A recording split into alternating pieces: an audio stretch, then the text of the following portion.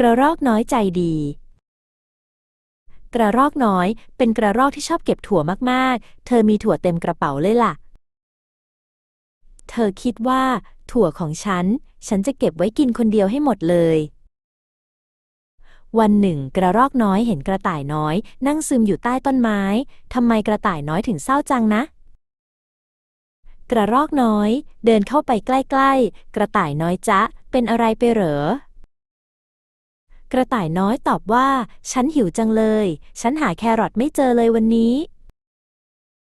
กระรอกน้อยมองไปที่ถั่วในกระเป๋าของเธอ เธอคิดว่าฉันมีถั่วเยอะแยะเลยนี่นา เธอหยิบถั่วเม็ดใหญ่ที่สุดออกมา2-3 เม็ดแล้วยื่นให้กระต่ายน้อย นี่จ้ะกระต่ายน้อยกินถั่วของฉันสิ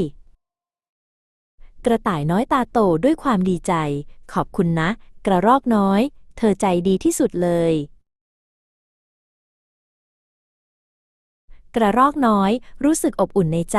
เธอไม่เคยรู้สึกดีแบบนี้มาก่อนเลย การแบ่งปันทำให้เธอมีความสุขยิ่งกว่าการเก็บไว้คนเดียว ตั้งแต่นั้นมากระรอกน้อยก็ชอบแบ่งปันถั่วของเธอให้เพื่อนเสมอ เธอรู้ว่าการให้คือความสุขที่แท้จริง